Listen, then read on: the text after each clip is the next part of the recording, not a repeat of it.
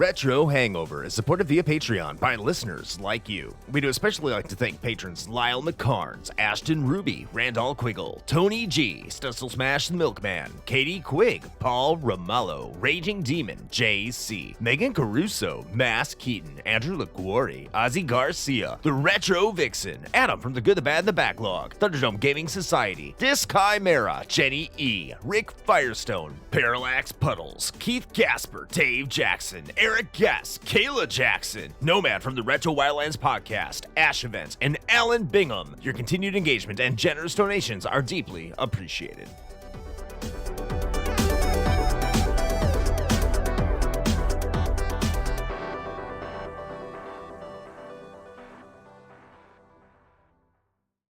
Open your ears and crack some beers. You are listening to the most recent episode of Retro Hangover.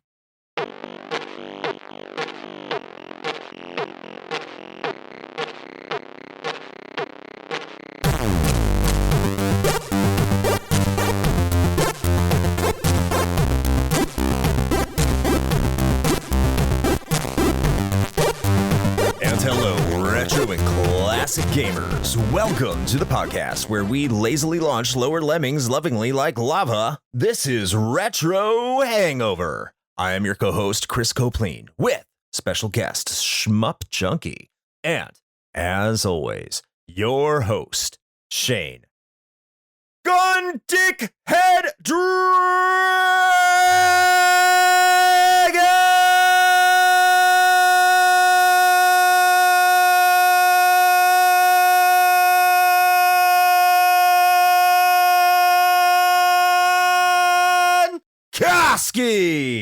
All right, so the question I have immediately, did our guest know that that right there was going to happen? Absolutely not. I can only imagine that that was just amplified by the fact that you evidently are listening back to us on speakers. Oh, no. Are you alone at home right now? No, but my door's closed. So. Okay, good. That's probably for the best. All right. It also cut out like halfway through. It was just like so loud and shrill that like my speakers couldn't handle it. It just stopped playing. I actually thought we got cut off for a minute. Yeah, we affectionately refer to that as Chris going to space. But fortunately, you can thank Discord for that one, because Discord's just like, oh, that's really loud. I don't think anybody wants to hear that. And they might be right. But here we are, 8 years in. So somebody's listening. Fortunately, I mean, for us, you were doing okay. I hope so. We love you guys. Yeah. Just kidding. Yes. But hey, welcome to, once again, the Retro Hangover podcast. We have Shane here, as we always do. Thank you. Thank you, Shane. Well, yeah, I mean, you're welcome. I always like to show up to my own show if I can. It's an honor and a privilege that you do that. We also have, from the YouTube channel, if you love shooters, if you love shmups, he is like one of the best ones out there. We have ShmupJunkie here for you today. So welcome to the show, ShmupJunkie. So happy to have you here. Thank you. And I'm more than glad to be here to talk about, one of my early defining shooters as well. So as we kick things off, as we are wont to do, as we are wont to say, we'd like to talk about the games that we have been playing lately. So we always start off with our guest, and I'll kick it over to you, ShmupJunkie. What games? God, why am I can't form sentences spoken all night tonight? Spoken word format. I know, right? So SJ, what is the games that you've been playing lately? What? Really? I need to work on my grammar. Really? You know what? Ashton, leave that in. Yeah, leave it in.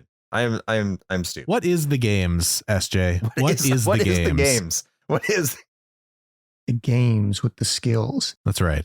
Yes. Honestly, it's interesting. I'm so busy now working on the channel and videos that I don't really have a lot of time to play games that are not the games that I'm already working on for a video at that moment. I feel that. So, like the last, video I did, which ranked like every Super Nintendo shooter, made like 50 of them. I was playing those, for short periods of time. But right now, lately, I'm mostly playing a game called Signy, which actually isn't out yet, but I'm playing like early test, like demo versions of it. It's something Konami's working on. It's their next shooting game, and I'm doing some early testing for them. So that's one of the games that I've been playing. I'm not allowed to talk about it, but I am playing it. Intriguing. I'm excited now. You have my attention. Yeah, I'm also just kind of happy that Konami's still doing something. Oh yeah, no, they are. I mean, they're getting back into retro in a really big way, which makes me happy. They obviously went off the deep end for a long time and had no interest, but over the last, at least couple of years, they've shown a much renewed interest. They've been releasing a lot of their older catalog. And like I said, they're getting new developers in and holding contests. And again, I'm not allowed to talk about what they're working on, but I know they're working on quite a few projects, some new, some old re-releases, things like that. They see there's money to be made in the space, so they're getting back into it. And Signy's not a secret. I mean, you can look up the trailers, you know what it looks like. Mm-hmm. It's just, I'm not sure when it's going to be released. Gotcha. That's the main shooter I've been playing lately. Not a ton, but some testing for them.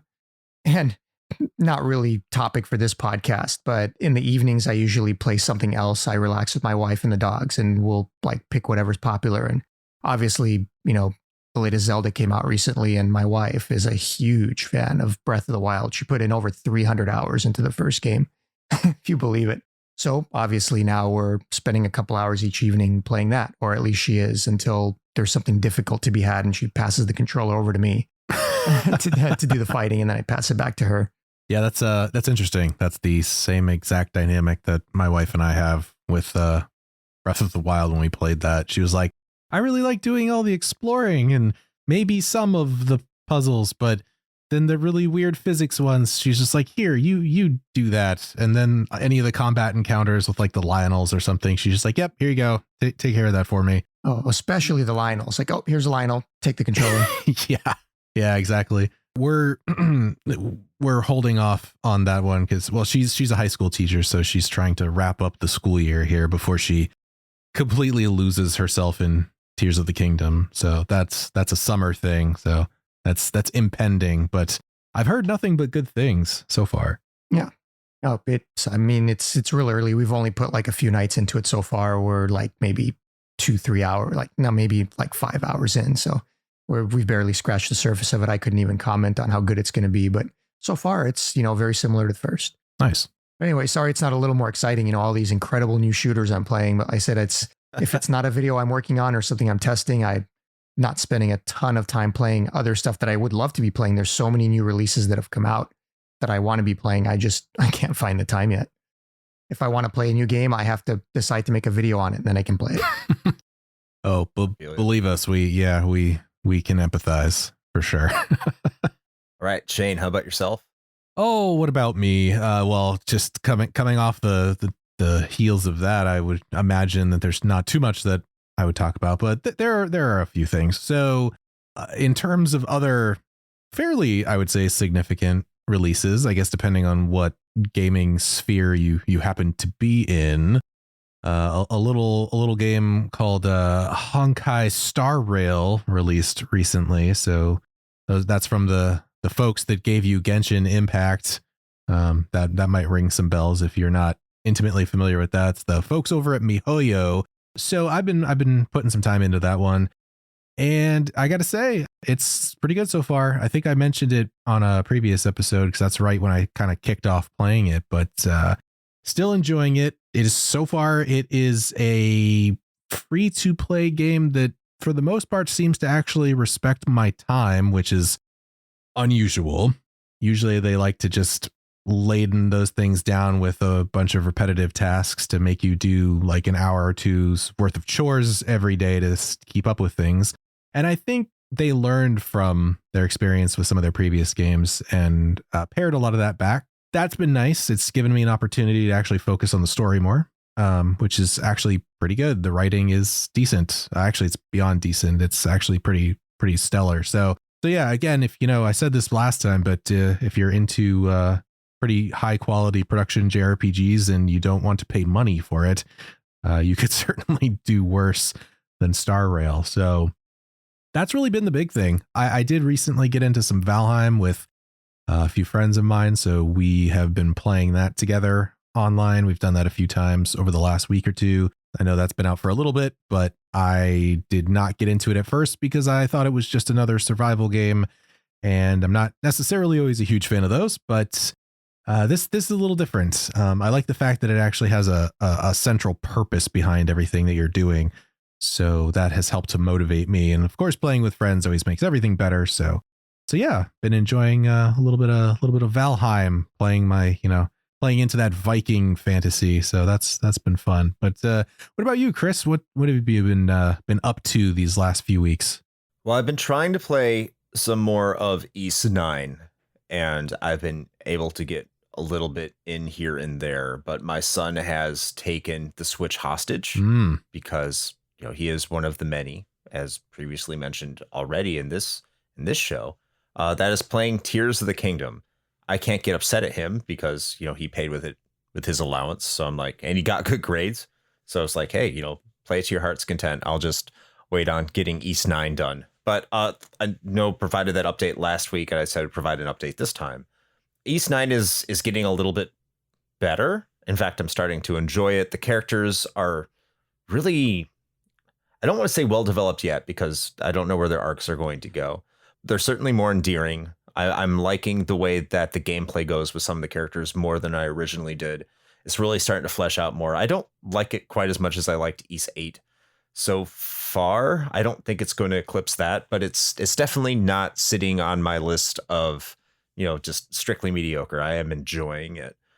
In addition to that, I'm playing a game for an upcoming episode. I don't want to get into what game that is because I don't want to spoil that episode, but it's putting me to sleep and it's on PC. And I realize, yeah, Shane knows what I'm talking about. I'm sorry I'm being vague, but I have to. I'm deeply regretting not getting this game for console because I do think the game is a better play on a console just by playing it on PC. I am just falling asleep all the time, and I don't know why. It's just, I'm sure it'll kick up. I'll get into it. And the last game I've been playing is I fired up the Wii U while I just kind of sit back and watch my wrestling programs or YouTube videos in my office here. But I've been playing a little bit of Kirby Nightmare in Dreamland, and which originally was for the Game Boy Advance. I kind of knew that there was a remake of Kirby's Adventure for the NES, and that's what this is, and I'm having a great time with it. I won't say there's anything that really sticks out in my mind, but at the same time, there's nothing that really upsets me. It's just a really fun game. It's Kirby. It just makes me happy, like Kirby does. I feel like you could say that about most Kirby games. They're just, they are there. They do everything right. They don't necessarily do everything wrong, but they don't feel overly superb in my opinion, but they're comfort food. Yeah. They're great comfort food video games. And of course I played this game in preparation because why wouldn't I? It's a great game to play and I'm looking forward to talking about it. All right. Well, I suppose that brings us to the point of the show where we should actually just get on with it and talk about the game du jour, which, as we've said multiple times now, is in fact Blazing Lazers. And we tend to like to try to pass this back and forth depending on who, has a more vested interest in the game. Or maybe it's just someone hasn't read in a while, but I cannot think of a better person out of the two of us than Chris to give us the brief history of Blazing Lazers. So Chris, please inform, educate the fine people at home about the lasers that do blaze.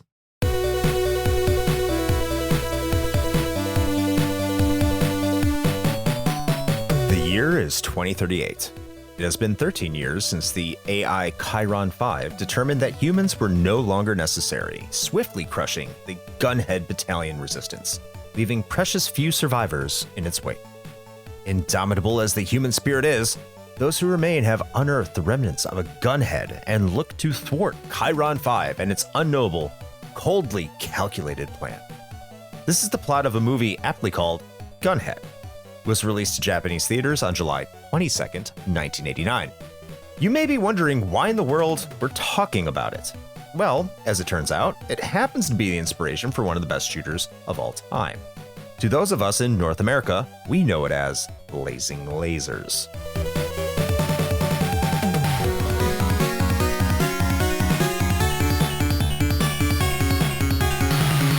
As was generally customary at the time for most PC Engine releases, development would be performed by Hudson and would start in 1989 to tie into the aforementioned film. But for this release, Hudson would enlist Compile, a group of developers who had demonstrated programming prowess well above their perceived punching weight. Compile's already impressive resume consisted of ports of some of the best performing SG-1000 games for Sega, including the likes of Choplifter, Xanac, one of the better performing shooters for the Famicom Disk System, The Guardian Legend, a top-down action shooter hybrid for the NES, and most famously for themselves, Alesta, also known as Power Strike for the Sega Master System, among other games. It seemed clear to Hudson that Compile was more than capable of handling a shooter for the PC Engine.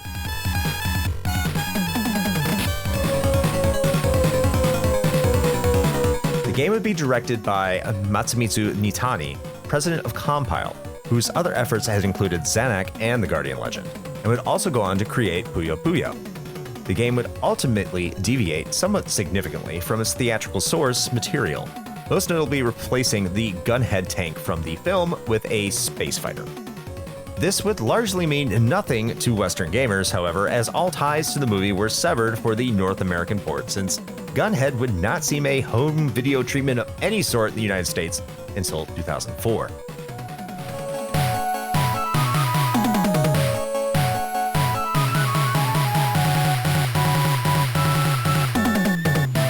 Gunhed would be released in Japan on July 7th, 1989, almost exactly 2 weeks before the film hit theaters. North American audiences didn't have long to wait, as they saw the game land on their shores in November of the same year, which could be considered the launch window of the TurboGrafx 16, which had only come out 3 months earlier. While commercial reception is difficult to track in terms of sales, it received high amounts of critical acclaim both contemporaneously and retrospectively. At release, Japanese magazine Famitsu rated the game 30 out of 40, whereas American magazine Electronic Gaming Monthly would give it a 31 out of the same score.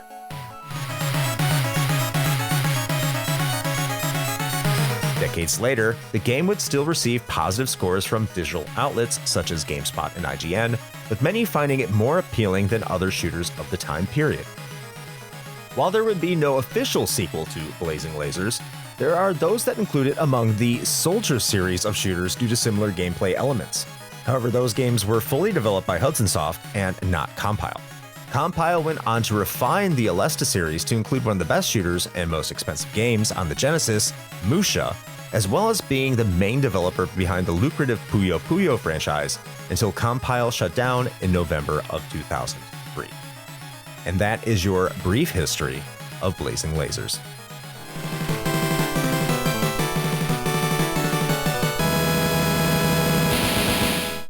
All right. Thank you, Chris, for that brief history. I feel like I know where this discussion is going to go because the two of you have not been unabashed or anything about saying like, hey, this is a pretty good game. This is also important to me personally. So maybe I might be the outlier in the rest of this discussion, but that remains to be seen. But speaking of personal experiences, I don't know. What do you think, Chris? Do you think we should let our esteemed guests go first? By all means, yeah. SJ, what's your personal experiences with the game that is Blazing Lazers? Personal experience as well. I think it's quite similar for any of us who grew up around that time. Since it released in '89, and I literally bought it right when it released. I was 12 years old, I believe, or at least I think I was. You know, coming from the NES, coming from the Famicom, it was almost quite a shock because it was the first 16-bit console that I'd owned. You know, I had it before I'd ever played a Genesis or anything else. So, you know, I was used to playing, good shooters on the NES, like, Life Force and Xanac that Compile made. But, nothing kind of prepared us for what to expect. It was just on another level in terms of graphics and music and, the lack of flicker and slowdown. It was rare to see something like that in gaming.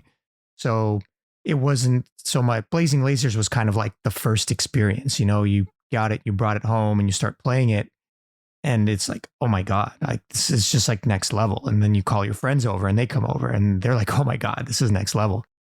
Just that combination of next level graphics, music, performance. For someone who enjoyed shooters, it just made me love them that much more. Coming from the NES, I can't say that I was a shooter fanatic. The NES was more of a platformer system more than anything. Mm-hmm. So, we all played a ton of platformers and we loved them. And at the same time, I played a bunch of shooters because that's what we did and they were a lot of fun. But Blazing Lasers almost kind of started the love affair where I was so enamored with it. And, I finished it and then I finished it again and again and played it on hard. And, back then we didn't get to buy a ton of games. So when you got a game, you played the hell out of it. Oh, yeah, definitely. Because that's all you're going to have for a while. And it was enjoyable to play the hell out of it. And discover all its secrets and, everything else. So it was a combination of everything. Just, being wowed by its presentation. It's not the same for someone coming in later that's older, that, has experience with other games that have been improved or refined that are better. They're going to see it in a different light. For us, it was, for me, it was one of the very first 16-bit games I ever played. R-Type kind of had that same vibe. It was one of the TurboGrafx launch games. But something about Blazing Lasers was different. I love vertical shooters. And it was so much more accessible. R-Type kicked all of our asses. And I can't remember how long it took me to finally, ever beat that game, legitimately on a turbo. But anybody could play Blazing Lasers, right? So, and I think that's why it's so popular, even for especially for just newbie players. Because anyone can pick it up and have a good time with it and get to a certain point and feel like they can get farther. It was something Compile was good at, making games that were far more accessible to console players compared to most shooters, which are arcade based. In any case, that was my first experience. It was more than I could have expected it to be. And because of that, I have a lot of nostalgia for it. Yeah, 1989, I don't even think I knew what a TurboGrafx 16 was. I think most people in the United States, if you look at sales numbers, unfortunately, it didn't really take off over here for reasons we have covered on our TurboGrafx 16 episode. Just NEC America did not really know what it was doing in terms of getting the word out to everybody. But fortunately for myself, sometime in elementary school, I think it was in 4th or 5th grade, so sometime it was around 7, 8 years old, we had a daycare sitter that we had walked to after school. Their family had a TurboGrafx 16 down in the basement where everyone that would be watched for the day would hang out and just watch TV or play or whatever the case might be. One of the games that they had for the TurboGrafx 16, which, looking back, it's one of those games that pretty much everybody have, wasn't Keep Courage and Alpha Zones. What?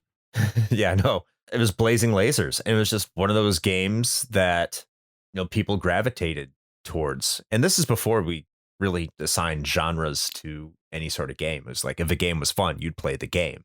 And Blazing Lasers was one I'd always go back to. A lot of us would always go back to just because, it was fun. Graphically, it looked really good. It was very accessible. You could make it through a few levels, just like SJ said. It made you feel like you could accomplish a lot and you could make it further in every single level. Later on, when, for one of my birthdays, my parents would get me a Turbo Express with a bunch of games. Like as a kid, I never owned a TurboGrafx 16. I did have a Turbo Express, but that was the next way I'd play Blazing Lasers. And that was one of the games I keep on going back to, among like Ninja Spirit and Street Fighter 2, because it had like this giant extension that looked really weird on top of it, but that I would go back to it and just like, hey, this is this game that I would play a lot like after school. And it was just like this warm comfort blanket of shooter goodness. And I wasn't even a big fan of shooters because I was more in the RPG realm, as many people understand. Like I was big into Final Fantasy and a lot of the other platformers, like a lot of the more mainstream games of the time. Like even when shooters were more like available back in the 16-bit era, I wasn't playing them. And this was like one of the only shooters I would even touch. Not because of a disinterest, just because of a lack of knowledge. So really being able to get and tap into this game, and like it was just one of those games that was just like ubiquitous with my childhood in terms of something I could look back on and remember fondly, not just because like I played it a lot, because it was one of the games I can go back to now, and it's still like like something I really, really, really enjoy. So I'm curious to hear what your experience is just coming to it way later, Shane. I was about to say, I'm like, the two of you have such deep and interesting relationships with this game. And, well, I don't at all. No, I mean, so I am intrigued though by a lot of the crossover from both of your stories, in that I would tend to agree with some of the points that you've made in my personal experience with Blazing Lasers, because obviously, you know, that's been a lot more recent. Apart from replaying it again on stream in preparation for this episode, I had played it prior to that, and for the life of me, I cannot remember why. It had something to do with the show, and I don't know if it's just because someone in the Discord mentioned it, or if it was an unofficial high score challenge before we like codified that whole thing, or what it was. But at any rate, I had a chance to play through it before this, and you know, the more that I think about it, you guys are right in that comparatively it is a lot more accessible, at least on the front end, to more folks, to you know, especially compared to other games in the genre. Because that's one of the things is, like, in theory, I consider myself a fan of shmups. And I say in theory because for the longest time, I was just never good enough to actually play them all that much. Like, SJ, you brought up Life Force, which that game actually has a lot of personal significance to me because it was one of the games that I owned back in the day. I played it a lot. That does not, however, mean that I'm good at it or that I got far in it, because neither of those things are true. Even though I played Life Force quite a bit growing up, I don't think I ever got further than maybe the third level, I want to say. Like, that game was brutal. So when I think about that, and then I kind of, you know, size that up with Blazing Lasers, you guys are absolutely correct. Does it put your nuts in a vice like later? Like 100%. And we'll get to that in a little bit. But at least in the beginning, it gives you sort of that sense of accomplishment because you're like, oh yeah, I can do this. And I think the other big thing, at least from my, you know, relatively brief personal experiences, you know, just the varied weapons and the sort of flashiness to it was something that I hadn't seen in a lot of, you know, contemporaneous games back at the time. Even with something like Life Force, as much as I like it, you know, it was nowhere near the level of this. And so this is just on its own, you know, sort of plane as far as that goes. But yeah, I didn't, like I said, I didn't really have a whole lot of personal experience, you know, back in the day. Coming to it now, I think SJ was right in that, you know, there are some things that I see that I take issue with as far as the mechanics are concerned. And probably if it had been something that I played, you know, when I was growing up, I probably would have much more easily overlooked those things or rationalized them, I guess. But we'll get to that in a little bit. But yeah, that's pretty much it for me, though. All these good stories here. I guess it's time to roll into the story itself of this game, which it is a shooter. It's kind of there. I just read the manual prior to the, you know, coming on here just to see how it compares. And, you know, surprisingly, it does mention that your ship is called a Gunhed starfighter. I did not know that prior to. I thought all connection was severed. But other than that, is there really a story here? You're just destroying the evil bad ship. It does there need to be? I don't think so.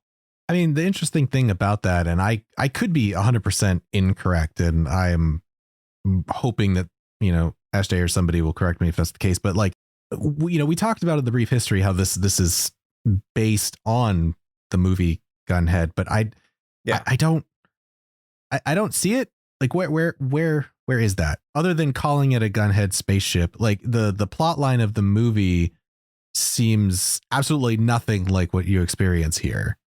Yeah.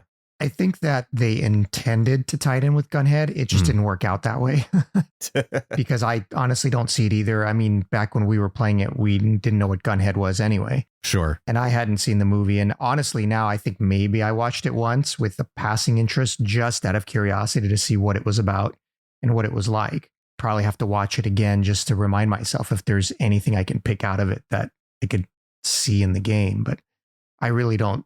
Aside from the name and the tie-in, like it's just, like you said, it's not really there, which is fine. I didn't really care or even think about the story at the time when I was playing it. Or probably even now. Like, I think no, not really. Probably one of the things that's easiest about this section when it comes to games like this is, you know, it's just like, well, is there a plot? Technically, probably. Does it matter? Probably not. No. Not really. Yeah, there's a few, shmups out there that do have really like cool, engaging stories and cutscenes, especially on PC Engine, because they love doing their cutscenes and, shoehorning some story in, some good, not so good. But Blazing was early and, I don't think they were all that in. They knew they needed to make a good game, and I don't think Compile was that focused on it. I know they used to be, like if you look at Compile's other games, like on the MSX, and then they had the power to do it, they did like to inject a good bit of story into their games, but that's not the case with Gunhed. Yeah, there's a lot of experimentation with shooters back in this time as well. Yeah, Blazing Lasers was just more of one of those, straight shots. Is that good for you? I don't know. Wow. I know. I'm awful. Top tier. I love it. But when I think about it too, I mean, this could be one of those situations that I don't know how Japanese movie production goes, but or how Hudson was related to it. Just could have been like, hey, here's the loose idea of the movie. Like, we have this tank, because I know like we have someone in our Discord, Omi, was commenting, and he brought this up. And like in the movie Gunhed, like the thing that is the gunhead isn't even a spaceship; it's a tank, right? As we like even said in the brief history. So I wonder if like they gave him a brief outline, and then Compile and Hudson looked at it and like, yeah, we can kind of make something out of this, and without even seeing the movie, because I mean, this game did come out before the movie did, so they're probably just given like a very, very loose, vague series of events that the movie was about, and they're like, yeah, let's roll with it. And then the movie came out like, yeah, whatever, okay. I mean, our game's still cool. Who cares? I mean, I do find it interesting, and I would love to have been a fly on the wall during those discussions, because I mean, you look at what we got here with Blazing Lasers, and then you look at the plot of Gunhed, the film, and you're just like, so did they just intentionally throw all of that out? Because I mean, it's not like there was a technical reason or something they couldn't do it. I mean, it's not like a tank based shmup is an unprecedented thing, right? Like, yeah, like Granada. Yeah, you 100% could have done that. So I feel like if they had the information at hand, I really feel like there were just two possible options. Like, either one, they looked at it and they're just like, nah, fuck that. We're gonna make space lasers because we do what we want. Or, I mean, the other option is I don't know. Like, what is the other option, really? I don't know. Like, I'm trying to think that one out, and I can't for the life of me come up with it. I don't know. At any rate, at least we ended up with a good game. So there's that. I just have to wonder, like, Japanese consumers, right? Like, if they saw Gunhed, right, and then they were just like, oh, like, that's the game that's based on that movie that I watched, and then they throw this in, and they're just like, I don't know what's happening. What is this? Yeah, I have no idea how that transpired. I mean, I don't even know how popular Gunhed was or was not in Japan, so I don't know how much people cared. Right. Yeah.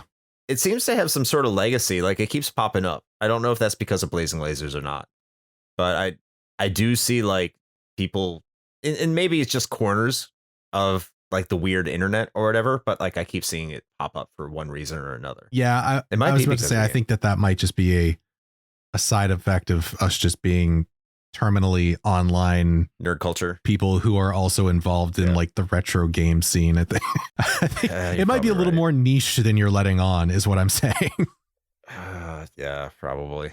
But I guess, it's time to get into what the meat of this game is all about. It's time to get into lasers and lots of lasers and getting shot at by lasers. But most importantly, shooting at other things with lasers. That is what you do in this game. That is why this game exists.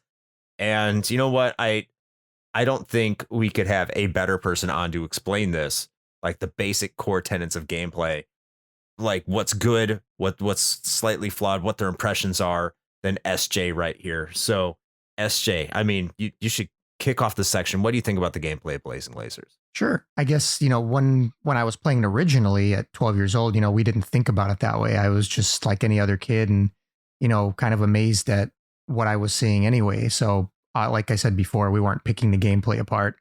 The game was fun and we played it and enjoyed it, and that was good enough. An interesting thing about Blazing Lasers is that it's probably the first one of Compile's first games that was so accessible compared to before.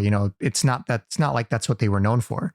The older games like Alesta, for example, those are not easy games. I mean, if you just try to pick it up, it'll just murder you. Xanac wasn't an easy game. They were tough. Sega wanted them to make them even tougher. I don't know if they went into it with the intention of making something a lot more accessible to get more new players into it or younger players into the genre. That's a possibility. But whatever they did, it worked at the time. And I think it's something that works both for the game and against it. It worked for the game at the time because, like I said, a lot of us were new to the genre, and it was a great entry point for all of us. But looking back at it now, whenever I replay it, you've got the first few levels that are really, really quite easy, almost sleepy once you know the game. Yes. It kind of starts off slow. Newer shmups have learned from that. And, they don't take so long to take the training wheels off because they know that it's a game that you're going to be replaying over and over and over again. And when you replay a game endlessly, you don't want the first 15 or 20 minutes of the game or even 10 minutes of the game to be uninteresting or not easy, or like you almost don't have to pay attention because there's really not much skill involved once you know what you're doing. That's kind of one of the long-term consequences of that and what happened with Blazing, where the pacing is a little bit uneven, where it starts out very, very easy, regardless of which mode you're playing on. And then there's a difficulty spike. And only at that point does the game become more interesting and more difficult where you're actually paying attention. And I found that to be the case. So now when I play Blazing Lazers, it's almost like a nostalgia thing for the first few levels. I think it's cool because it's nostalgic. But I can see how someone coming into it later would feel that the balance is off. And that's a very valid point because it is a long game, like most compiled games are. As you know, Super Celeste is even longer. So that would probably be one of my chief complaints, but it's got more. It's not so much what I like or I don't like about it, as opposed to, looking back at it now, you can say that some of the mechanics are a little bit wonky, the way the screen scrolls back and forth to the left. And when you scroll, the way the bullets move and almost kind of arc, not in a straight line, like towards your ship. I don't know if, Shane, you noticed that when you were playing and thought that was kind of odd. I did. I mean, I actually thought it was kind of cool, but yeah, I mean, and when we were playing it as kids, we didn't think about it. But now, you look back at it from more experience and you're like, why is it doing that? And I don't care. Like I said, we're so used to I'm just so used to the game being the way it is. It doesn't matter. You've got a weapon system that is somewhat unbalanced, meaning, there's early weapon, the most impressive weapon in the game, the Blazing Laser, weapon number 3. Mm-hmm. Is kind of a slow weapon, and it's good in the early going and it's impressive and it's what everybody wants to use. But you quickly learn that once you get later into the game, it's not particularly useful, not the best weapon. And then you get other weapons that aren't very impressive looking at all. So you're not attracted to them or to use them, but they're actually phenomenal, once you learn how to use them, like weapon number 4 with the shield that spins around you. Mm-hmm. Once you max it out to the top level, it's you can practically cruise through the game if you know how to use that, if you know how to use it. But all that being said, core gameplay wise, it's really not that different, only slightly improved from what Compile was doing previously with the Alesta games and Xanac, because that's what Compile did. They took the same formula, they took the same back-end code, and they would improve it, and they would improve it, and they would change it up again for the new game they were making. But they're not starting from scratch. So they had a lot of experience making shooters, and that made each successive game kind of like a step up toward the next game. And you can see that with Blazing Lazers. It's an improvement in a lot of ways to Xanac, not from the presentation standpoint where you have like distinct levels and more variety and better music, but from a gameplay standpoint, you can see where they were going with it. But it still plays so similar to Compile's other games. The way the weapon pickups work, the temporary invincibility. It has less weapons than Compile's known for. But if you're used to playing Compile's games, then it's like you're just picking it up again and you've played it before. Another thing I would want to mention is I really loved all of the crutches that they built into the game for less experienced players that I and everyone used to initially finish the game without cheating, without codes, that you stop using at some point because you don't need it anymore. Like the Golden Life mechanic where you can, you've got the power-ups that are constantly shifting. And if you continue to shoot them, eventually we figured out that it turns into this little ball. And, when you get it, it gives you the golden life, right? Right. And then when you die, you don't get sent back, you respawn. And that's extremely valuable. And then you could just collect them early on in the game when it's easy and, set yourself up for the rest of the game with, 7, 8, 9, 10 golden lives or more. So when you do get to that very difficult end game, which a lot of people have trouble with, it can kind of help push you through. So the first time I played it, that extra 10 to 12 golden lives is what helped get me through the final stage because I still sucked at it. But now, I'll pick them up, but I don't really need it anymore. I know what weapon I'm getting and I can cruise all the way through the last level and not worry about it, regardless of what mode it's on. But it's cool that they did that, like and all the little secrets, like when you time out the first boss and it's kind of cheating. And if you do that and you don't attack it or hit it, you'll all of a sudden, I don't remember how many it gives you, whether it's 14, 15, it gives you just a host of golden lives and a ton of extra bombs that you can coast. And you can do that with not just that boss. I believe it's the odd level bosses. Oh, wow. So there's a lot of ways to cheat in the game, but it requires a bit of skill to do. It's not like a code that you enter. So that was a lot of fun, so I like a lot of the things that Compile did with that. I think, for all the complaints, the things that I'm saying that were refined later and better in like the soldier games, the core gameplay is what still makes it, such a good game and memorable because it still controls like a dream. It's a pleasure to move the ship. The ship control in a shmup is extremely important. Oh, yeah. And you always feel like if you screw up or you make a mistake in the game, it's, your fault. The game is not particularly memo heavy, like an R-Type or an image fight. The controls are not janky. It gives you a ton of speed options so you can, set it to your liking and change it dynamically as you play. It always feels like you're in control and it's fun because of that speed. Compile was known to make their games with a sense of speed. Blazing Lasers absolutely shows that, similar to Xanac. And just all put together, it's not the perfect game, but it's not fair to judge it retroactively because it was like the first game. It was the prototype before Superstar Soldier, Final Soldier, Soldier Blade, and everyone else that copied it. If it wasn't for Blazing Lasers, even with some of the earlier janky, issues with the mechanics, these other games would not have existed, in the form that they are. In that sense, it was a revolutionary type of game in what it brought to the table, and everything else that came after it was more evolutionary. And they just improved upon it and fixed the mechanics and made it better. And that's kind of how I see Blazing Lasers, aside from nostalgically. For anyone that played it initially as a kid, they forgive all of it because they remember what it was like playing for the first time, and it was a first.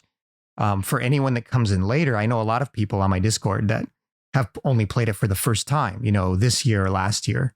So their perspective is very different, where they come in and say, yeah, I can see how it was really cool and I like this and I like that. But man, this was kind of janky. And man, that was kind of janky. And, it was, now that I'm playing it, like it's too easy in the first 3 levels. And then all of a sudden it just destroyed me. I coasted all the way to the final stage and then it just annihilated me and all my golden lives. So it's a product of its time. And that being said, I rank it an S tier in my, every PC Engine shooter review video for a reason, because I try to look at it in context. And despite all of its warts, it still remains really fun to play for many of us who played it endlessly back then, and we still want to go back and play it. And that's a hallmark of a good game. A really great game doesn't have to be perfect. It can have all kinds of issues, but it has that certain something, a certain magic that makes you want to keep replaying it. That's what I value most about it. I think it has a certain something that Compile is good at that a lot of other developers, struggle to find. Well, dang, I think in the many years of doing this show, I don't think a single other guest has ever been that cohesive and holistic in their assessment. I am thoroughly impressed. I feel like we could just hit the button now. I think we're done. There's more to discuss, but yeah, I won't. I didn't want to just ramble on endlessly, but it was just straight off the cuff. It's like, what do you think of Blazing Lasers? Well, there you go. Well, let me tell you. You know what? I am going to echo some of those criticisms. I really hold this game in high esteem, as you've already heard. But that first stage, like I've been just in preparation for this episode, replaying it and just, seeing where I'm at in terms of my bearings. That first stage, it just feels way too long. It just feels very sluggish. And that's maybe because I played that first stage a lot. As you get in a lot of shooters, you know what to expect. But it's almost like drudgingly slow. If I don't know, I said that incorrectly, but you know what I mean? It's just it plods along too slowly. And for me, where the game really kind of kicks off and starts to increase that speed, starts to increase the way that the levels are designed, the way that the enemies come at you, the way that you start really taking advantage of the weapons that are offered to you, is around stage 4, when you're like fighting all the brains and stuff, which I love that stage. It's an incredible soundtrack. Just everything about that stage, it's incredibly enjoyable. But up until that point, like, you're incredibly right, SJ. Like, the first 3 stages can either be too easy to the point where you kind of are forced into almost a lull, where getting through it just seems very formulaic until it starts building up and ramping up. Yeah, I mean, at least the third stage guy speeds up a little bit, so it's a little more fun to play because there's more enemies coming at you, even though it's easy. It kind of ramps up a little bit, but the first 2 stages are, they're snooze fests once you know what to do. Yeah. And they just go on for too long too. It's like if they shortened it probably by about 30%, I think they'd be a lot better, more compact experiences. Yeah.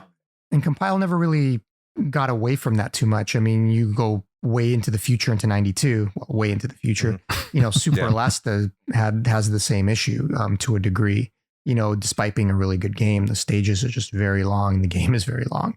I think they want to give the player, a sense of worth, because it's a console game. They don't have to make it short like an arcade. And that's not always necessary. But so, I mean, that's one of the faults I do find with multiple Compile games.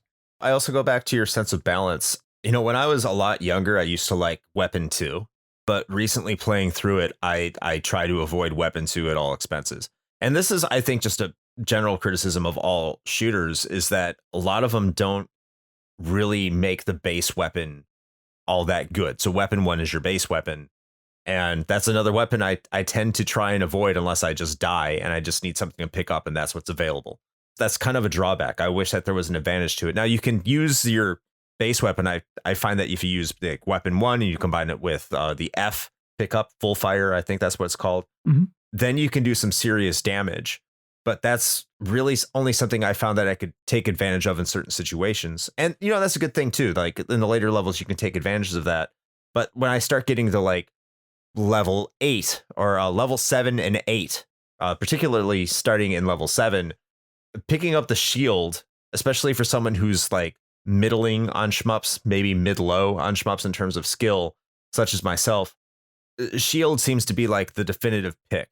It's because you can just kind of, not have to worry about how much you're being abused. And the bosses themselves have pretty easy patterns. So even if you get to the boss with the shield, which expires, you can get through the boss with a pea shooter relatively easily if you know what you're doing. The shield is very advantageous. The blazing lasers, you said, yeah, it's slow, but if you pick that up with full fire, you pick full fire up twice. I don't know if that matters, because some of them don't matter and some of them do. But if you have a fully leveled up like 3 with a full fire, you can really use that to your advantage. But I do agree with you. Like, if you know how to use 4 is incredible. But also, if you happen to die with 4, starting back up is very punishing. Yeah. So you have to be good with 4 in order to take full advantage of it. Whereas opposed to 3, if you get knocked down, if you get hit, and your hitbox does expand with the more pickups you get, which, that it's kind of a give and take there. But if you get knocked back down to the base level with like Weapon 3, you can survive for a little bit longer, granted, based off your experience level, of course. So that's where I see the balance. But like the secondary weapons that you have, because you do have primary and secondary weapons, more for listener here. You have like full fire, multi-body, shield, and homing missiles. Homing missiles, I could take or leave. I tend to avoid them. Multi-body is very good in the beginning. Shield, like I said, is invaluable, especially in the bubble level, which I found like as I was just playing, I was able to avoid it. I finally figured out what it was supposed to be. Maybe I can figure it out someday in Star Parodier. In terms of what's the other one? Shield, yeah, very invaluable to me. But full fire, like managing those seemed to be the key of the game, and just swapping it out and figuring out which weapon fit the situation best. Unfortunately, the further I went, I just realized 3 and 4 are really the only 2 weapons you really need to care about. I wish there was a better sense of balance, but that's mostly late game stuff as opposed to early game stuff. And I do agree, like those golden lives are invaluable. Learning how to get them, and especially another advantage to that too, is if you're not shooting them constantly, if you let them drop all the way to the bottom of the screen, they turn into the glowing orb and you can get your golden life that way. that's something cool. So if you're able to get those green, like robotic things that come down towards the bottom of the screen, you hit them at the bottom of the screen, you can get that orb coming back up more relatively easily than shooting it, where it's more of a distraction while you're trying to, crowd control all the other enemies. But like we've been saying, the accessibility and just the introduction and making you feel like you're learning consistently. There's very few shooters of that era. And even more so, like I would even say like throughout shooters in that time period, with a few exceptions, that really were that, friendly to beginners. Because like you said, like Power Strike, even with Compile, like I can't play Power Strike. Like I run away immediately. I'm like, I can't, I'm dying. Like, screw this. And even UN Squadron, like it's like UN Squadron's another game that's fairly accessible, but I feel like there's just more complexities to a game like this where it's very, non-complex. And then you have your classics like R-Type, and that's just, it's kicking you in the balls repeatedly. So like this is kind of a very nice balance. And it's probably because it's that console experience. Kind of like what you see out of a Streets of Rage or Streets of Rage 2, where it's developed for that home market and it's not focused on just, hey, here's the arcade, we're trying to get all your quarters.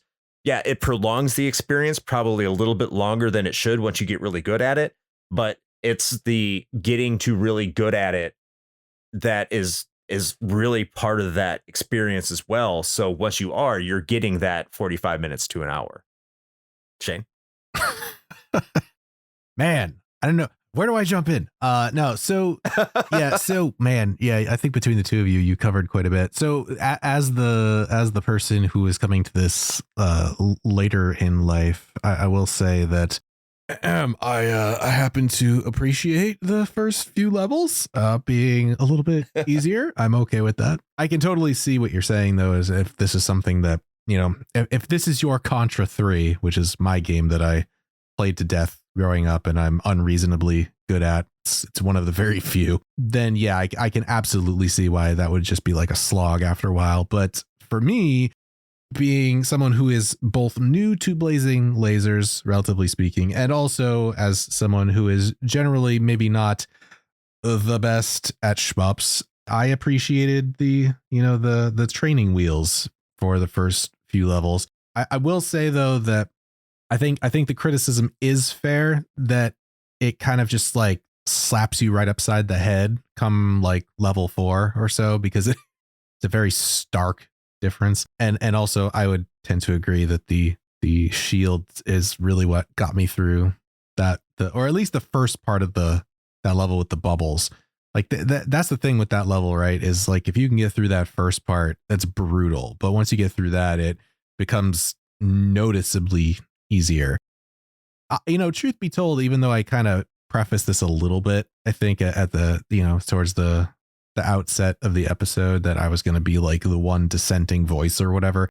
Honestly, that's not really the case. I don't really have that many legitimate gripes with it. I tend to agree with pretty much everything that you guys have said as far as the, what Blazing Lasers brings to the proverbial table.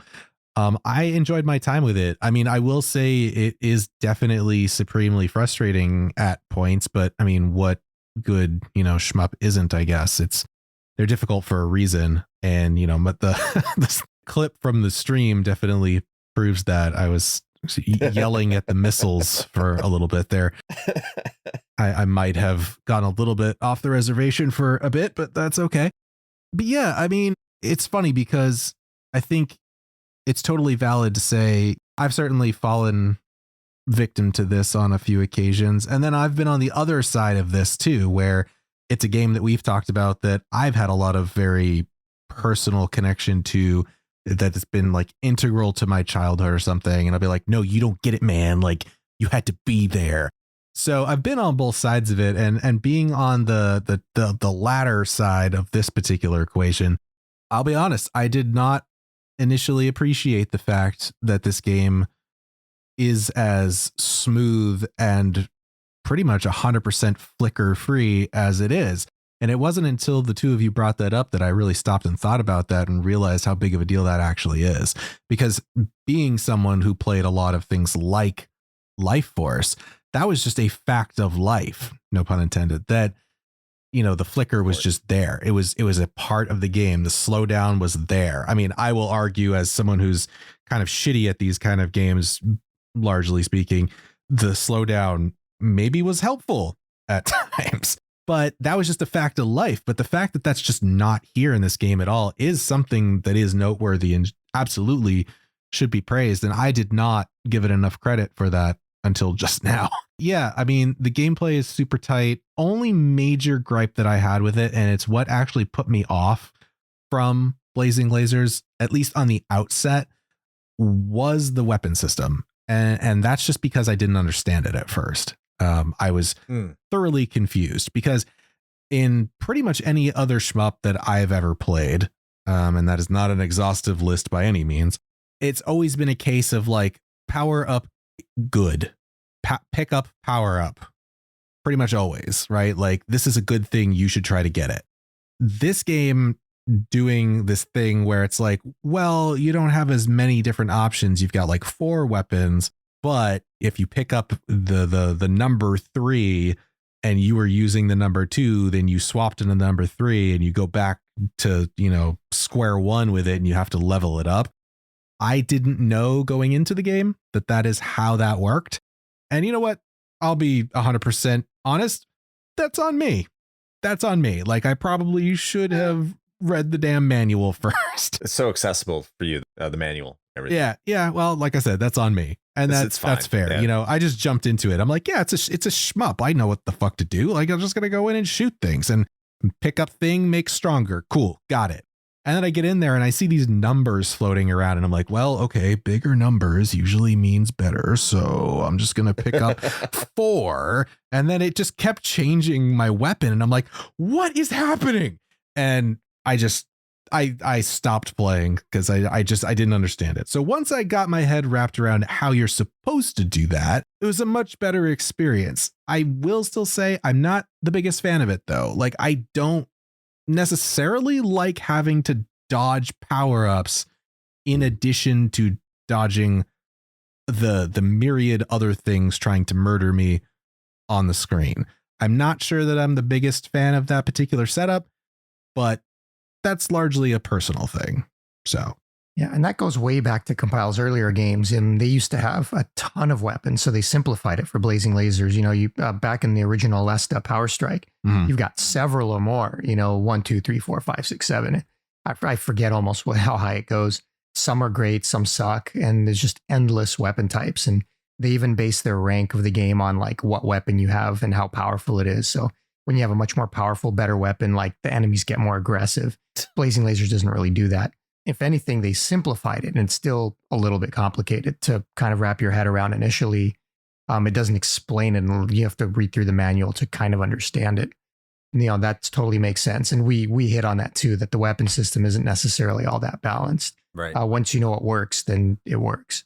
Right. I mean, I'll be honest, I'm kind of sad that number 2 isn't as good as it probably ought to be, because I really wanted to use it. It looks cool. Well, it looks cool, and it covers a lot of the screen. So a lot of people do use it. I mean, honestly, I've used it on and off, and I mean, it's not that powerful, but it's, it has its uses. But at some point, it's just not the right weapon to have unless you want to have a harder time with it. Right. It's for the challenge.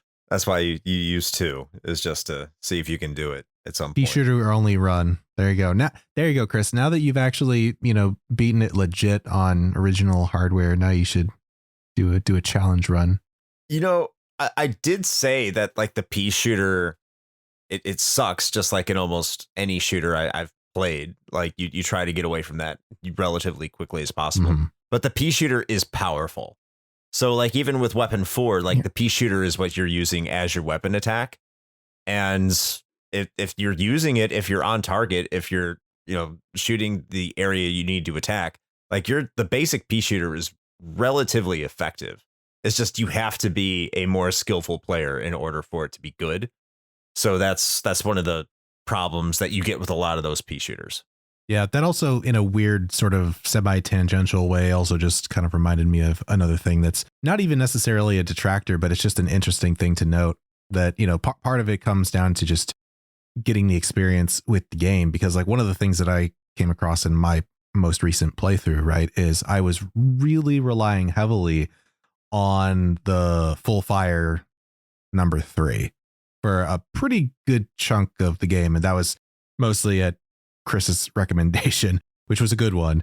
But there were certain places like the one boss, and I can't not for the life of me recall which level it was, but where the homing aspect of the full fire laser was actually a detriment because it just would not actually hit the right weak spots. Like it kept trying to shoot a thing that was basically invincible. And so, swapping to a different weapon would have been more advantageous for that particular encounter. And so I have to imagine that at least some of that was, intentional. And so that does provide a pretty interesting amount of, variety in that and strategy to try to determine like what the best weapon is. Now, granted, it seems like at the end of the day, it's either going to be 3 or 4. But even with that being said, do you think that is, a pretty interesting addition there too? I think the boss you're talking about, I think is Area 7. I think that's the tank, like beetle looking one, where you have to like almost go to the side so the laser shoots up and down if you're using full fire. Yeah. Yeah. Cause there were like weak spots on what I imagine to be the equivalent of its shoulders or something. Yeah. It was just like, yeah. And it just would not hit it unless you got to like a certain spot on the screen. Yeah. Yeah. We've covered gameplay pretty well. SJ, is there anything, because you said plenty to discuss, I just want to make sure I'm not missing anything. Is there anything you wanted to discuss in terms of the gameplay that we might be missing here? Honestly, if there is, I'm not thinking of it right now. I mean, there's so much to any of it. I'm sure we could go on forever if we start like nitpicking every little thing. And oh yeah, but just in general, I think we've covered it. Just the gist of what it's about pretty well. Absolutely. I think we're going to move to another positive aspect of this game, and that's how this game looks. And Shane, you haven't kicked off a section yet, at least to my recollection. So, hey, what do you think about the graphics of this game? Particularly, I say particularly a lot, and I can't ever nail it when I do, but especially when you compare it to, other 16-bit games like in 1989, which at that point was only the Genesis, really. Yeah. I mean, what is there to say, man? I mean, the game, in my opinion, the game looks great. It's pretty much everything that I would expect from a good shmup. And I mean, based on, what SJ was saying earlier about how this is sort of the template for many to come. You could do far worse as far as foundational templates are concerned because it's flashy. It leverages the color palette really well. I never really felt like I had the important bits being lost in, the sea of the background imagery or anything. Like, I think they really knew what they were doing with that. I mean, listen, we're a retro game show, right? So it's not surprising when we've said on multiple occasions that we're huge fans of good sprite work, and there's plenty of reasons for that, but at least for me personally, one of the biggest ones is that good sprite artwork stands the test of time. That's one of the biggest detractors in a lot of people's opinions from like the early polygonal era is that they just aged like milk, And if you got nostalgia for that, then that's a whole different story. And actually that aesthetic is coming back intentionally now in a lot of indie games, which I'm not against. I actually kind of like that that's coming back in its own way, but it's hard to compare the two when really really good, well done with attention to detail, 2D sprite work is never going to look bad. It's never going to age poorly. I think that's the case here. Like I really liked the graphical presentation of Blazing Lasers. I think every one of the levels had something interesting going on. I liked the boss sprites. I mean, for us specifically more than anything, I guess, just because of a certain Ray that's in our Discord. Yes. There's a particular floating skull head that is particularly iconic. So yeah, man, no, I love it. I love this kind of artwork. Yeah, I mean, one of the things, I would just repeat everything you said. I think the sprite work is amazing. I think it looks really good. I think it's definitely one of the even better, TurboGrafx 16 PC Engine games. And I mean, even looking at the launch lineup that they had, I wish that they would make this the launch game. I mean, you could pretty much insert any game as I wish they would make this the launch game of TurboGrafx 16 as opposed to Keith Courage. Even though I like Keith Courage for what it's worth. But yeah, I mean, this would be a much better launch game. But like, if you go to the first level, one of the things that really impressed me and really stood out, especially for a game in 1989, is that there's lights on the sides of these structures that are constantly like rotating. good amount of parallax scrolling, but it's just that the attention to detail that they have in every single facet of the background that you didn't necessarily have to do. And a lot of other game developers just didn't do with their games in general. You saw happening here at Blazing Lasers. There was a lot of like care and consideration going into the environment. Now, not all levels are equal. I think level 2 is kind of, again, because it goes on too long, you just have these beams that kind of just go on forever. So it becomes somewhat unimpressive. But like the amount of things that they can put on screen at the same time, especially when you get to stage 3 and you have all those destructible tiles on the ground that you're just blowing up just en masse, is just no slowdown, no flicker, no nothing. And that's very impressive. And then you get to more of the like inside a monster or intestinal alien, whatever stuff that you get with stage 4. It just shows like the variety of the stage environments that it could do. But again, like not everything's equal. Stage 7's feels very recycled from stage 1 or maybe stage 8 or stage 9's like that. But either way, like that's the thing, like stage 7, 1 and 9 are very hard to differentiate from each other. Stage 8, even though it's bubbles and it's iconic, there's really not much going on in terms of graphical fidelity. A lot of those things coming out of the environment aren't exactly the best looking things. But you do have that desert stage, which I think is stage 5. And that looks incredible as well. So it seems to be all over the place. And when it's good, it's spectacular. But sometimes it does feel like it takes a backseat in general. But overall, like it's a stellar looking experience. Okay, so before we get to that, somewhat related, and actually SJ might be able to answer this question. Maybe he has some insight into this that I don't have. And I'm not sure that you have either, Chris. But okay, it's something that keeps me up at night. Not really, but kind of. Why is it that so many games from this particular era had this like odd obsession with like H.R. Giger-esque body horror and also Easter Island heads? What is the deal with that? Why are Easter Island heads in so many games? That's a good question. I know that developers like to steal from each other a lot. So I wouldn't be surprised if, the compile developers were obviously fans of Konami and they were fans of Gradius. Mm-hmm. And, they wanted to put some Easter Island heads in. That's probably as far as it goes on that side of things. Now, why did Konami decide to do Easter Island heads?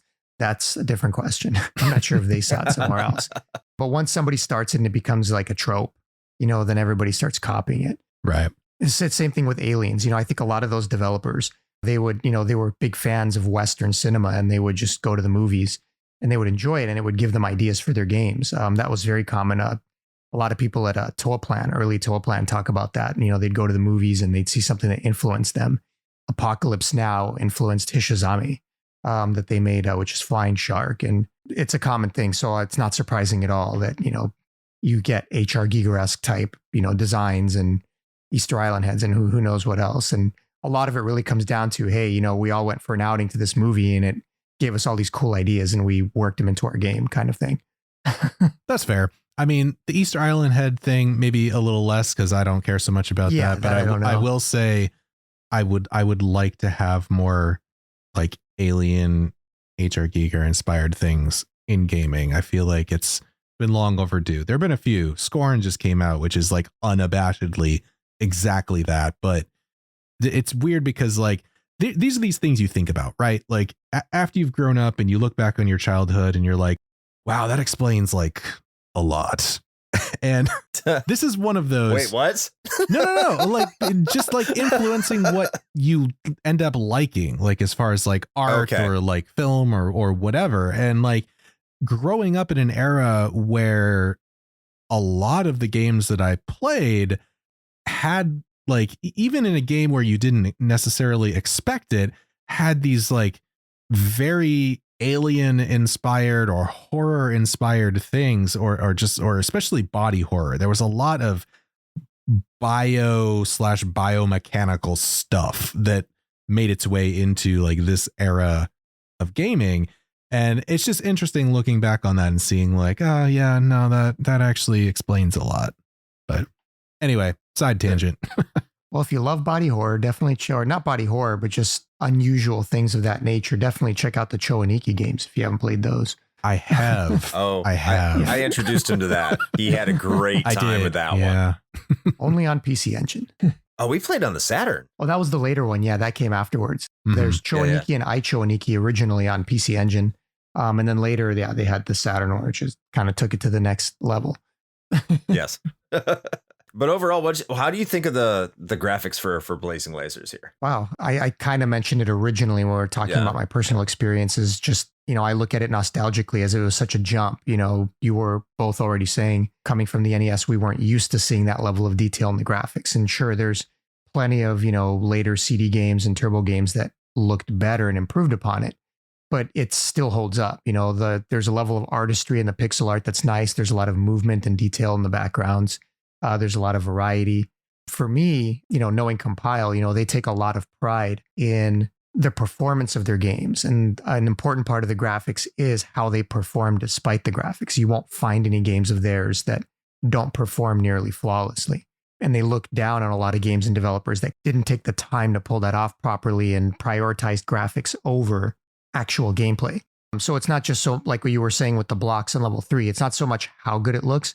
It's how good it plays and performs despite how good it looks, for the console. So, there's no slowdown to be found. There's no flicker. The ship speed is constant throughout. The frame rate doesn't dip.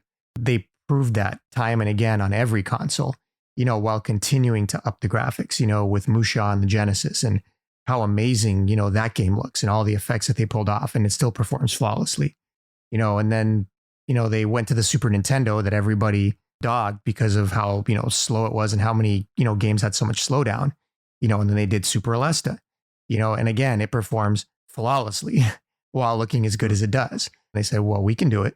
So it's doable. You guys just suck. And that was and I mean, it's true. I mean, their president, Matsumitsu Nitani, said that in one of an old interviews that I was reading. It's like, it was shameful what some of the developers are putting out, making the consoles look bad by not putting in the time into development to take advantage of the hardware. When they came into Super Alesta, it was like they almost came in to prove a point, to say, this can be done. Look what we can do on this console. You guys just are lazy developers kind of thing, or you're not experienced enough at making shooters. And, Blazing Lasers, again, is a perfect example. Nothing they made for NES performed poorly, or the Famicom, or, the SMS, and same goes for TurboGrafx. Honestly, one of my favorite memories and what I like most is the bubble level, because of just how unique it is. There's nothing crazy about it graphically. We weren't used to seeing something that colorful on a console, coming from the NES. The NES, I can't remember, but, I think it could only do 12, 16 colors on screen at the same time, something like that. Yeah. And then you get the PC Engine, which has a 512 color palette, and it can do 400 and something colors simultaneously on screen out of that palette. So it was a mind-blowing jump, and they took good advantage of it. What a lot of people don't notice is, they're playing these games now on like an LCD or, on their computer emulated. But that bubble level looks really, really cool on a CRT. This was developed for CRTs when that's all that existed. And if you play that stage in the dark or in dim light in your room on like a cool CRT with the way it glows and the way those blues and reds and the color glows, it's so cool. Seeing it that way on a real CRT is a different experience than just looking at it on like a modern screen that it wasn't designed for. And that's probably why it's one of my favorite levels and why it's so memorable, is I remember playing that game at night in the evening, into the night. And that level was always my favorite. I looked forward to it because how cool it looked, in the dark on a CRT. I think I missed out on how cool it looked because I was too frustrated at dying all the time. Just gotta get good, man. Yeah, well, it kicked my butt too for a while until I figured it out. But I always looked forward to getting to it because it just, I enjoyed it for that reason. I still do. I'll still do that and play it on my CRT, and I'll turn the lights off in my room because it's the only way it looks like that, and at least how I remember it on my Sony.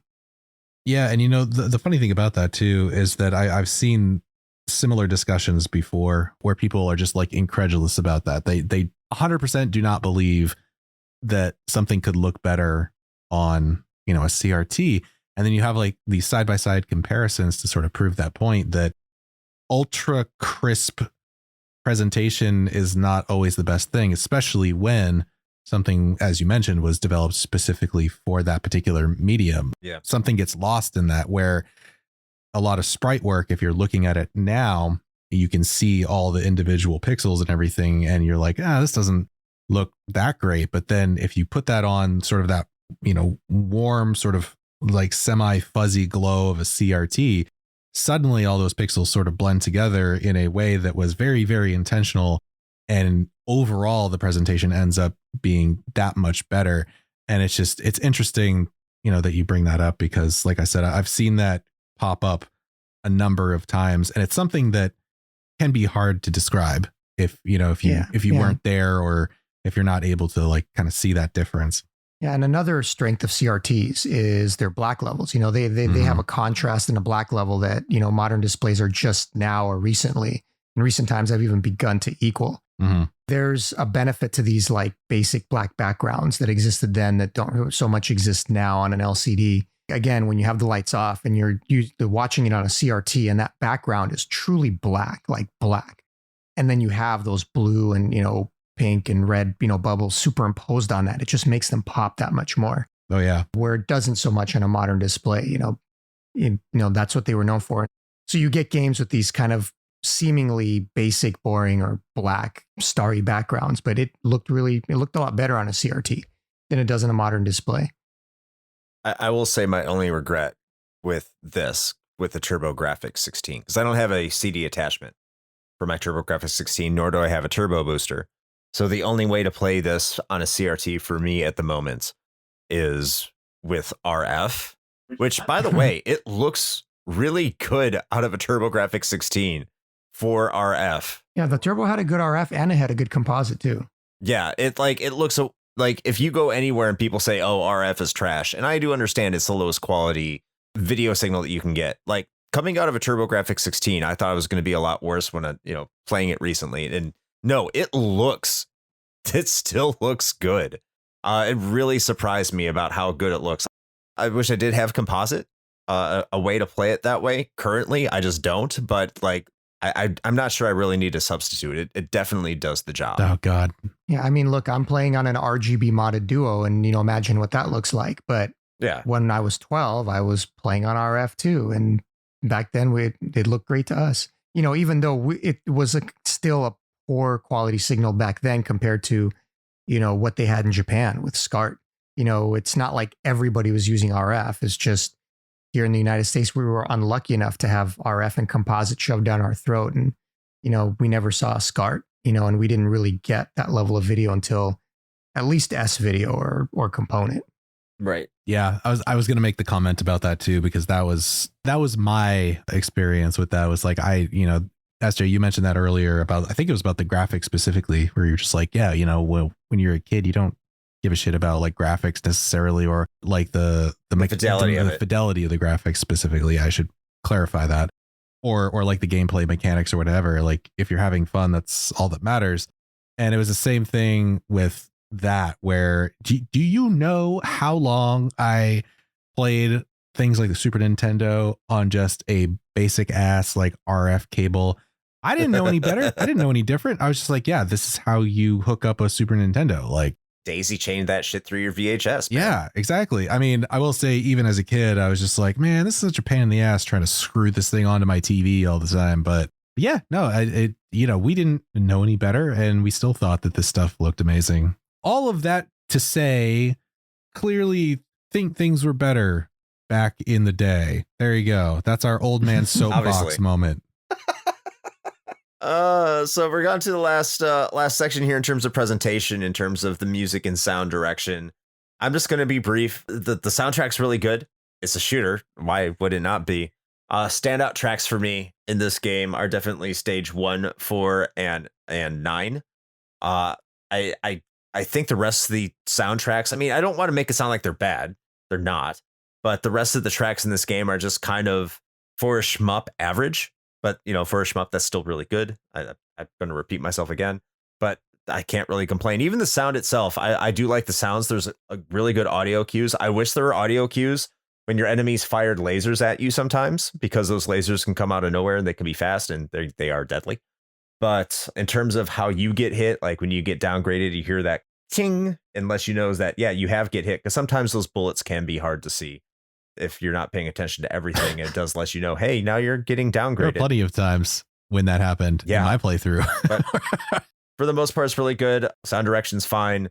Soundtrack's great. What do you all think? I am team level 9 track personally. I mean, I like them all. I think they're all pretty great, but I think 9 is my standout. It's basically it's like a thrash metal song. So I'm all for that. Did I say 3 or 4? Because I meant 4. You said 1, 4, and 9. Yeah. Yeah, 4. Definitely 4. Yeah. What do you think, SJ? Well, I do like a lot of the music in the game. If you're going to ask me for my standout tracks, I definitely like Stage 4 a lot too. 9 obviously is fantastic. I actually also like Stage 6, I believe, the ice stage, just because I like the tune of it and I like the speed of that level, even though it's kind of a basic level. Great, yeah. But what's most impressive to me about the music, or just the sound in Blazing Lasers, more so than the music, which, I said I do like it. It's not the best of all like that genre soundtracks, but it is quite good. The use of the sampling and the instrumentation and the sound effects, because there's things that they do in Blazing Lasers as an early game that almost no other developer managed to copy or do as well or do better, like for the rest of the life of the PC Engine. They implemented bass in both the music and the explosions and the sound effects in a way that the PC Engine HuCard games rarely ever did. One of the things that I love about PC Engine games is they always had such great music and great chiptunes, and it was very melodic. Like, I just love the soundtracks as a whole across the entire library. But one thing that was always an Achilles heel of the PC Engine was the sound effects. They were often too loud. They weren't balanced with the rest of the music. A lot of times they sounded very tinny or cheap. Developers just very often did not do a good job figuring out how to use that hardware to its potential. And Compile did it. Like, the explosions in Blazing Lasers sound great, like you guys mentioned. But the bass, there's almost no other soundtrack on PC Engine that has that kind of quality bass. Like Stage 4, for example. It's almost headbanging type bass. Yes. Again, it was so impressive coming from the NES. Like, wow, I've never heard sound like this, from a console before. It's almost kind of what came after it. I expected that all music would be that way and all sound effects would be that way, but Blazing Lasers still has some of the best sampling and sound effects on a HuCard game of the entire library, despite it being so early. They pulled off those types of sounds and effects better than almost anyone else ever did for the generation of the console. So that's what's most impressive to me about it. And it's memorable. And they continue to reuse and recycle those effects too in other games, into, like, you play Super Alesta and you're like, oh, I know that sound. Oh, I know that sound. I mean, it's kind of nostalgic because you're used to the lasers sounding that way and the explosions sounding that way. It's pretty neat. But yeah, so anyway, that's what always sticks in my mind about Blazing Lasers sound, is their use of, like, the lower frequencies and the bass and the percussion.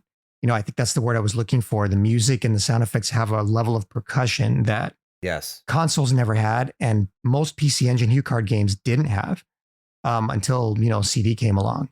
And that's one thing I love about it. It gives Blazing Lasers its character, I guess, is how percussion heavy a lot of the sound is. Also, this discussion around the music and sound just reminded me that actually, I don't know if you recall this, Chris, but I believe that was actually my introduction to Blazing Lasers. Was you shared one of the tracks from the OST with me because you were like, yeah, this soundtrack is awesome. It was for a flight. It was when we did best level ending jingles. Yeah, maybe that's what it was. It was like, because I like how it ends. It just kind of has this machine gun sound, like SJ was saying, like the percussion. It sounds like metal, like shooting off. And you don't really hear that in a lot of PC Engine games, or even games doing it really effectively in the 16-bit generation itself. Yeah. It might have been that. I think there was something prior to even us doing that flight that I think you had shared with me. There was just one of the stage tracks or something. And that was just like, I think that was my first introduction to it. It was just like how good the music was. Right. It might have been Stage 4, because it would always be Stage 4 that would show. Yeah. Also, just as a side thing, but Stage 3 always makes me think of Street Fighter. It sounds like a B-side Street Fighter track. I have to go back and listen to it. Yeah, and I actually like Stage 3 too. I like, 2 is a little meh. I'm not hot on it, but like you said, Stage 1 is a great track. Stage 3 is a cool track. At least I enjoy it. 4 is awesome. I even like the Stage 5 track. It's got like that electronic vibe to it. It's not the best tune, but I get into it, and then it starts to have that like hum that goes in the background, and I don't know, it's not really even an instrument at that point. They're just sampling different things and coming up with like cool electronic sounds that they're working into it. But there's not too many tracks that I dislike. The Bubble stage has a really weird soundtrack. It's not a good tune, and some people are like, what kind of music is this? But at the same time, it's like memorable now, and it almost kind of matches the level in a way. Shane made a great point when he was playing through it recently on our stream. Is he was like, with all the chaos that's going on in the Bubble level, to have a song that's more, I guess laid back isn't the right word, but more calm. It's really a contrast that it really works well if you want to take that into the Bubble level, because it's not intense. It's not fast, but like the bubbles are coming at you fast. And the way you have to move your ship around when the bubbles are expanding and collapsing and making sure that you're avoiding everything correctly. Like the soundtrack doesn't match that. It's very offsetting. But in a way that does make for an effective level and effective gameplay. It creates like a cool atmosphere for the stage too, because it has such a unique sound. I mean, I can't even replicate. It's kind of like, where did they come up with that? and like, how did they make a song out of that? And, now, and there's no other game that's ever really done that before or since, like it was just unique and unusual. And now when I hear that, I think of exploding, blowing space bubbles. That's what it sounds like to me.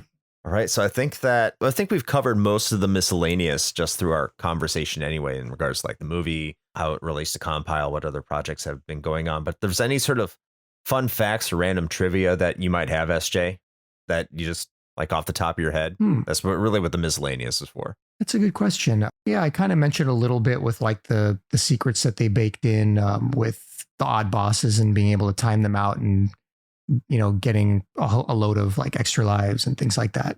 I know that when you play it on hard mode, you get a different song in the ending, as like a little piece of trivia. It's when you're not playing on normal dog. Oh, you also need a code to access the hard mode. It's not just natural. And it's like they give it to you at the end. It's like select BA, BA, BA. Yeah, and it kind of flashes that code on you at the end when you beat it on the normal mode. Yeah. And how to use it at the start of the game. And now I'm blanking on what that code is off the top of my head. But it's like when you're watching through the end credits on the first game, like it flashes these buttons on you back and forth, and you're like, "What's that?" And then eventually you try it. Oh, that's what that was. Yeah. Okay. No. So I saw that when we wrapped up the playthrough, and I was just kind of letting the credits roll, and then I saw that, and I was like, what was that? Was it a QuickTime event? Was that the first QuickTime event? Did I miss it? And Chris was like, I have no idea. I've never seen that. So that's what that was. Okay. That explains a lot. Yeah. Yep. Yeah. Oh, there is actually a cool piece of trivia that popped into my head now that we were talking about it with the end credits in the game. There are some extra modes that people don't know about it because it did not come with the original Gunhed and Blazing Lasers, but you're familiar with like the caravans that they used to have in Japan, like the big shooting competitions every year that Hudson would hold. Gunhed was the very first 16-bit caravan game after they finished off with like Star Soldier and Hector 87. Compile made a dedicated score tech mode for those competitions, and it's not on the Hue card. You have to have a special Gunhed Special Edition Hue card that was used just for those contests to be able to play that game. You can download it now. Obviously, there's a ROM and you can check it out. But it's like that typical 2-minute, 5-minute score tech mode where they use in the contest. And it's not as refined as what came after it with the Soldier games, but it's just a kind of like a cool piece of trivia and something to mess around with that wasn't on the original card in any form that I have ever seen. All right, Keaton, you heard that for next month's high score challenge. So there you go. We're good to do that for June. Yeah, it throws you into stage 3 basically for a certain amount of time, and you rack up the highest score that you can. I would love that. I'm looking forward to that already. I'm nominating that. Shane, you better nominate it too. We're doing a caravan for Blazing Lasers. I can't speak for its depth because I've never gotten too into it for whatever reason, because I didn't even know it existed back then. I mean, I didn't play it until much later. The Soldier games, whether it's Superstar Soldier, Final Soldier, or Soldier Blade, have absolutely phenomenal caravan modes. They're just insanely good and deep. And, there's a lot of information about them online on like how to get the bonuses, what the highest scores are, that kind of stuff. Gunhead's almost a mystery. Like there's almost no info out there on it. Like we just don't know. we don't know how good or bad it was or how deep it was. Like, it's something that really needs exploring. Okay. So someday maybe I'll hold a contest with that. We'll suss it out and see how it stacks up. So speaking about how things stack up, Wow. I think look at this that. is He a great teed it right time. up for you. Nice. Yeah, thank you. Thank you, SJ. That worked out perfectly.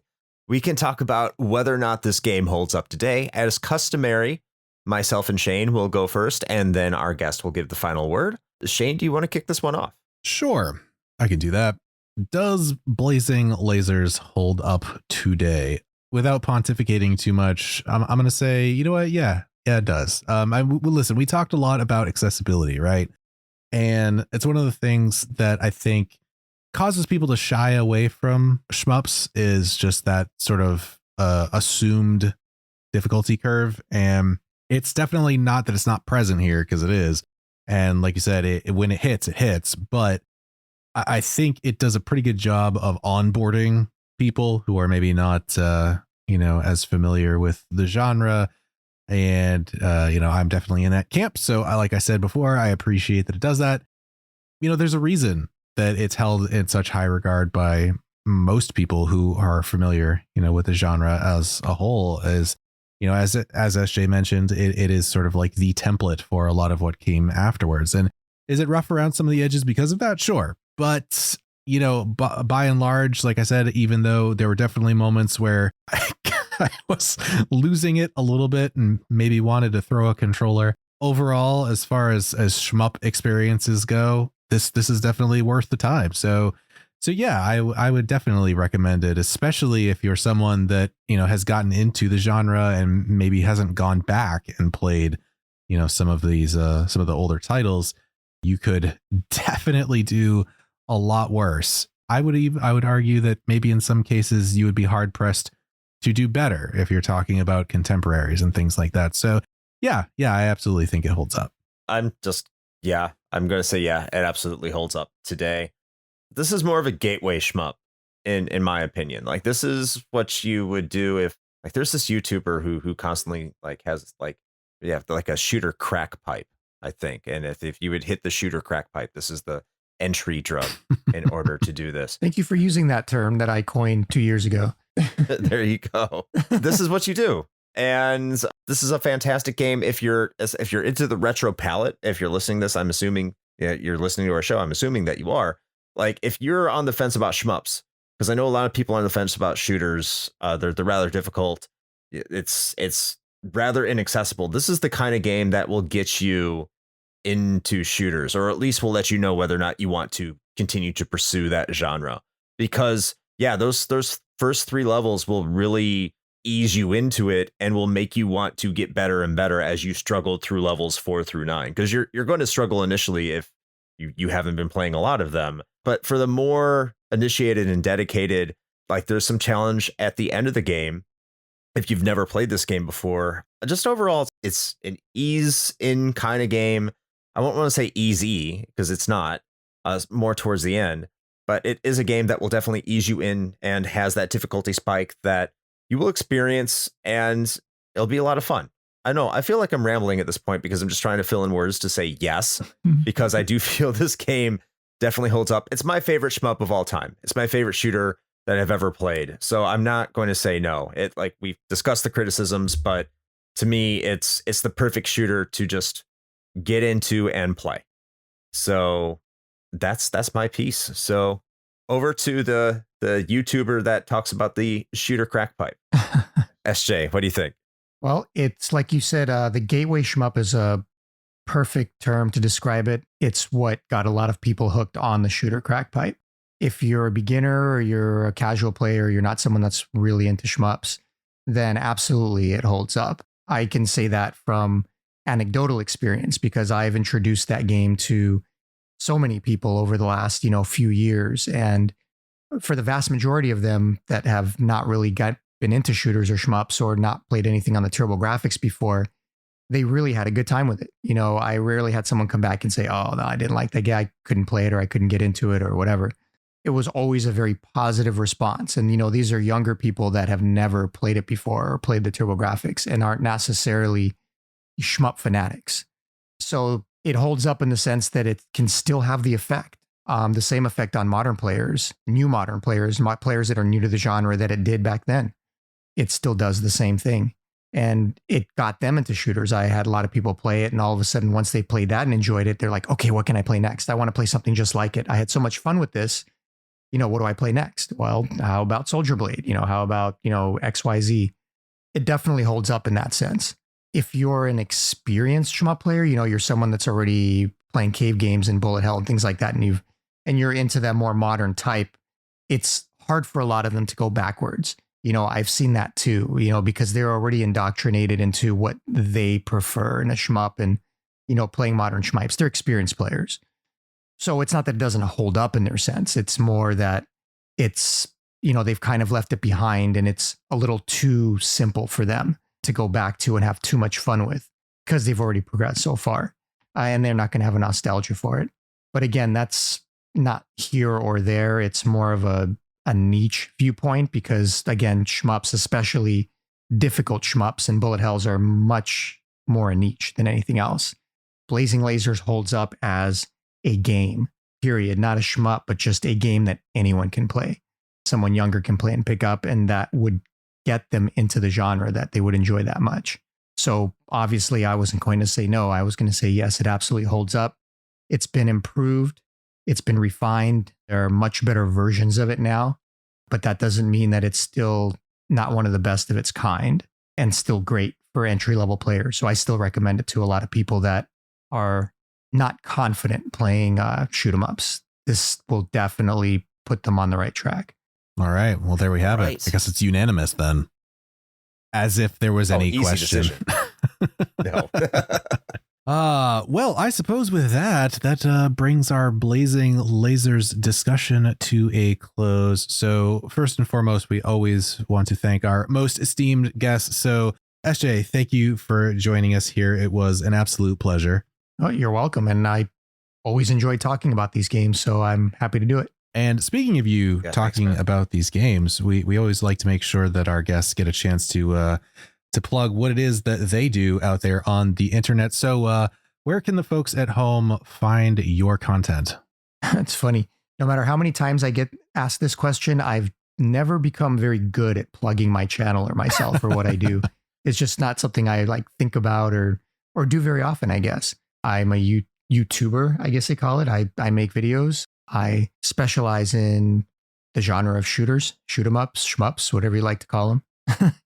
And I have a dedicated channel for it. My channel is not just shoot 'em up specific, even though I love, shoot 'em ups and I play them a bunch. It's not all I play, so I don't want to pigeonhole myself. So my channel also covers a lot of older NES Famicom games, but mostly it's all based around arcade style, older retro action, whether it's, run and guns or shoot 'em ups or platformers. I like to cover very rare and unusual games. I've made a lot of videos recently about really, really good, run and guns platformers, other shoot 'em ups across different arcades and consoles that people have just never played or heard of before. And everyone's really enjoying that series because they get to discover all these new games that, wow, how did I never hear about this game? It looks so good. Now I have to go play it. So I focus on shoot 'em ups. I expand a little bit into the direction of what I know my audience is into, because my audience also loves arcade style games and run and guns and platforms and things of that nature. But yeah, that's pretty much it. My channel is ShmupJunkie. If you Google it, if you search for it on YouTube, it'll come right up. I'm blown away by how well it's done over just over a couple of years when I started. Didn't expect to be where I am. And it's just a hobby. I do it for fun. I do it when I have free time. I really enjoy it. I have a good time with it. And I hope to continue doing it as long as I am able. And I think that's that. Fantastic. Yeah. So everybody, you heard him. Go over there. And you know what? We even made this easy for you because it's in our show notes. So go and click that link and go give ShmupJunkie that juicy subscribe, because he definitely deserves it. And more importantly, just check out and watch the videos and enjoy them. I make them for everyone to enjoy, and I hope people do. Yeah, fantastic channel too. Fantastic channel. All right. As far as we are concerned, well, if you are listening to this, then that means you have found us. So hello, welcome. If this is your first time here, then we hope you enjoyed your stay and enough, at least, to stick around for a few. Because, you know, have we got a backlog for you? I keep saying this, but it's still it's blowing my mind that we are creeping ever closer to that big 200. And I never thought that we would get there, but here we are years later. We're still loving what we're doing. So we got plenty of content for you. And you know what? If you would like to support the show and get even more content, if you can believe that, it is there. Please feel free to go to our link tree. That's where all the goodies are at. So just head to linktree/retro hangover. That's linktr.ee/retro hangover and click the handy dandy little button of your choice. And if that happens to lead you to our Patreon, well, that is where you can find all of the bevy of bonuses that await you.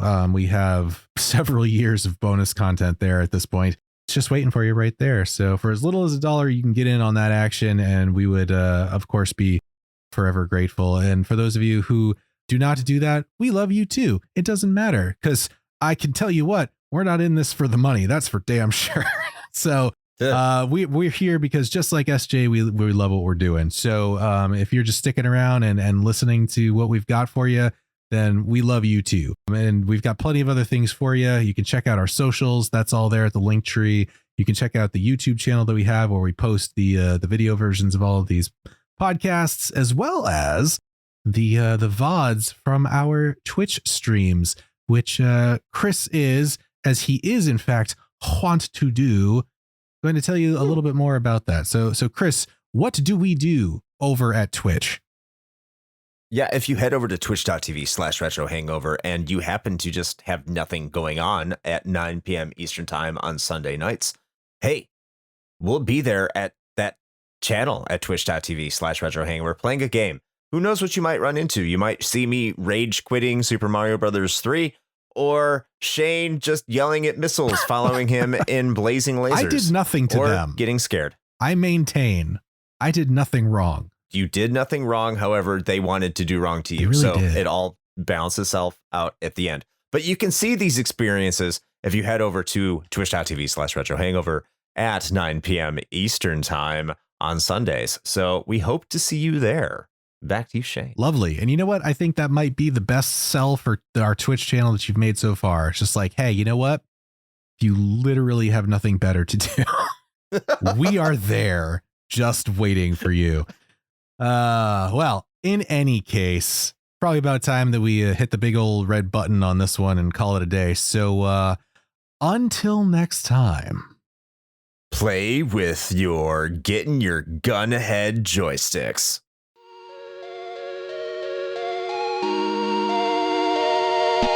Shane here with a quick message. You know, the one rule Chris and I have always gone by regarding advertisements is this: it has to be something we use and can personally vouch for. If you know me, you know I love coffee, and Bones Coffee Company has been my go-to for home brewing for quite some time now. Their small batch beans come in an impressive variety of flavors, like Mint Invaders from Chocolate Space, or Electric Unicorn, which I swear tastes exactly like Fruity Pebbles. And the best part? No added sugar or calories involved, just natural flavors infused right into the beans themselves. Build your own sample pack of 5 4-ounce bags to find out which flavors speak to you, or jump in head first with full 12-ounce bags. They've even got K-Cups. Step up your homebrew game with Bones Coffee by visiting bit.ly/RHPBones. That's bit.ly/RHPBONES.